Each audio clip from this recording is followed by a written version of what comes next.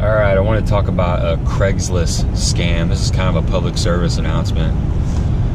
PSA. So I got an older truck. I got a 96 Dodge truck, and I posted it on Facebook for about a month and really hadn't had any serious offers. So I got to thinking, I'm like, how can I reach a different crowd? It's not a Facebook crowd or not a social media crowd. And Craigslist. Never posted anything on there. It's free. So I typed up my little deal, got a picture on there, put my name, address, well, address is on there, name, address, phone number, all that, and posted it.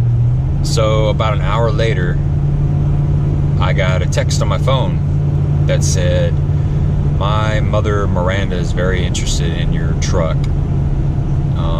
Her email is whatever it was, contact her. So, okay, fine. So I sent her an email. I said, your daughter just contacted me and told me that you were interested in my vehicle. If you have any questions, please contact me. The reply email said that the seller wanted it, consider it sold. They were okay with $1,500 asking price. They would have loved to come look at the vehicle and bring me cash, but she's a nurse and she's working so much. So her husband was going to be in charge of going to the bank and getting a cashier check and sending it to me as soon as possible. She also wanted to include another $50 if I would remove my ads from Craigslist, so as not to attract any other buyers. So I was okay with that. I got back a hold of her and I said, I appreciate your seriousness and I would like to lower the price to $1,400 and you can keep your $50 and I will remove the ads. She also said that she would mail the check United States Postal Service, and the check would have my money plus additional monies for the movers. Apparently she's moving into a new apartment and there were other items in my area that she was buying, so there were going to be movers in the area. Okay, so it's kind of strange but not too big of a deal. She asked me to give my name, address, and phone number so she could mail the check, and I was okay with that because I'd already put all that on Craigslist anyway. No big deal. She already had access to that. So the next email was, I did everything. I sent my name, address, telephone number, told her that I removed my posts, and she followed up with, about a day later, she actually followed up and said that her husband had went to the post office, or went to the local bank, got a cashier's check, and had mailed it. She gave me the tracking number, and she also gave me a number of, actually the address, name and address of the movers, or the picker-uppers, or whatever you want to call them. People that were supposed to come and get the truck. And she wanted me to take the $1,400 plus the $50, subtract it out of the total of the check. She was going to give me $20 for gas money. I say she, could have been whoever. They wanted me to take the remainder of the check and wire transfer it to the mover. That's weird. That's where I got very suspicious. So I emailed her back and asked her, why did you not take care of the moving expenses before you decided to buy this vehicle? And this person said, well, my husband is taking care of all this and I'm sorry for the inconvenience. And she reiterated that it's important to cash the check and wire the money to this mover who was in Macon, Georgia.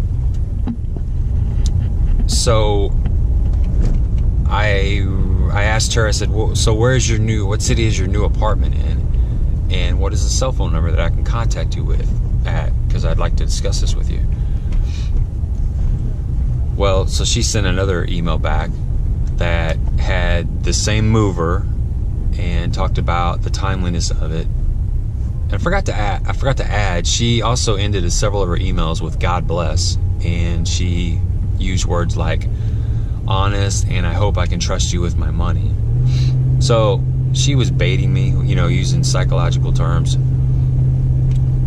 which, you know, whatever. That's what they do. So I still wasn't 100% sure that it was a scam. So I Googled Craigslist scams. And about the second or third one I looked at, a guy had done a real good article. I wish I knew his name.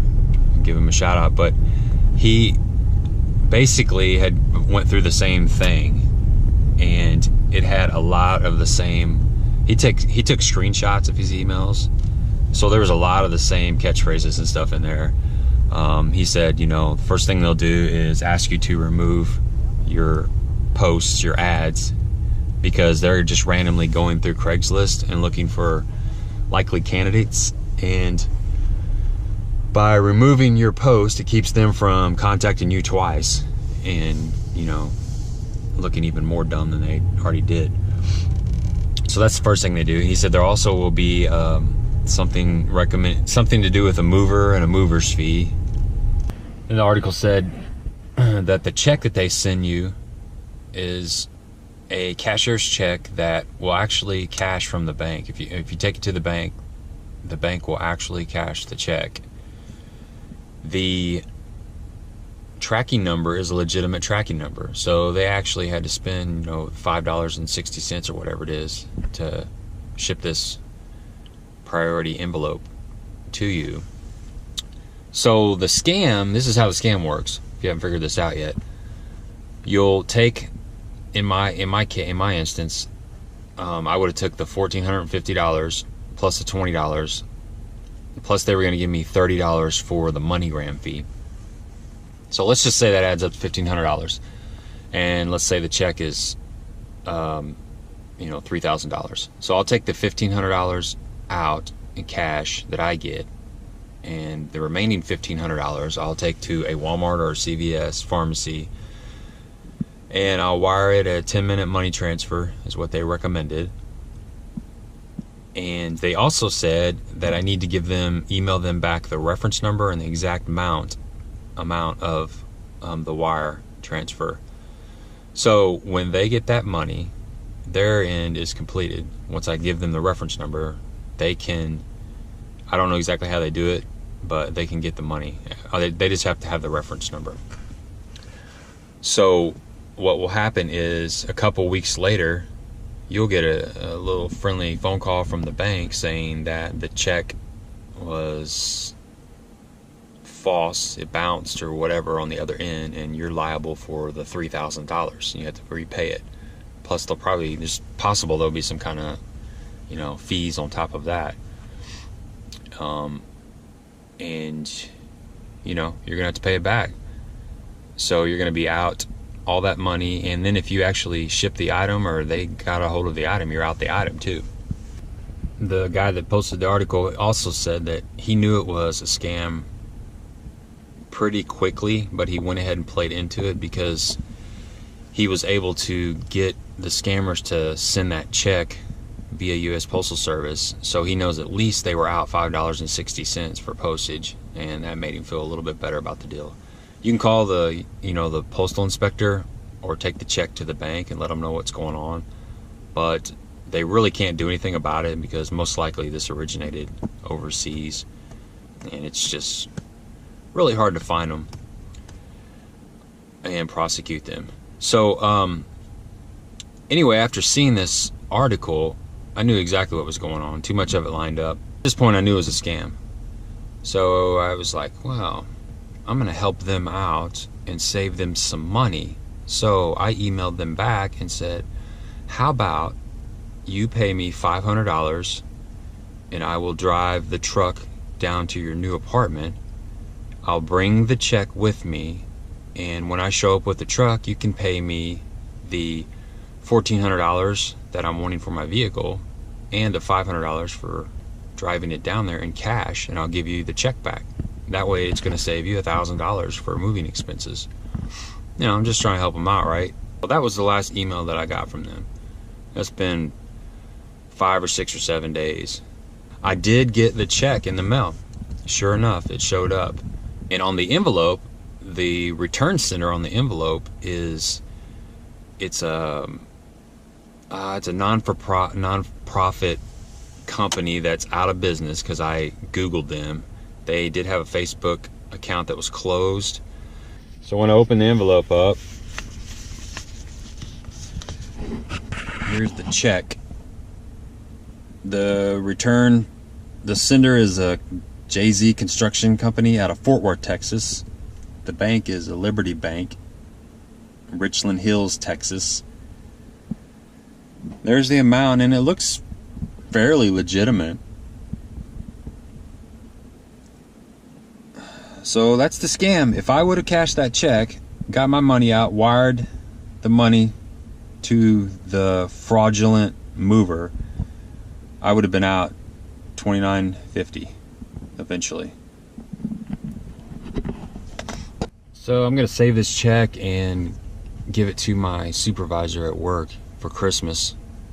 I'm just playing. I got really good management, but I think what I'm gonna do is just probably either tear it up, or I will take it to the postal inspectors and let them have fun with it.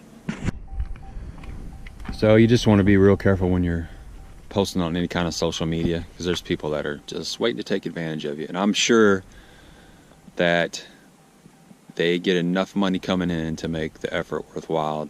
I mean, you know, if they spend $5.60 that fails 20 times, all they got to do is, you know, they just got to hit every once in a while, and they're still making money. I'm sure there's no overhead. So they got nothing else to do. They're losers. But I thought about getting back with the person and kind of harassing them, but I didn't want to egg them on. Who knows what they could do. They could hack my accounts and just wreak havoc, possibly. For all that, I reposted all my stuff on Craigslist and Facebook, and I had, within 24 hours, I had 6 people interested in my truck. And after it's sitting for several months with hardly anybody, well, nobody gave me a reasonable offer, all of a sudden I had 6 serious buyers, and I sold the truck pretty much the next day. So it worked out fine.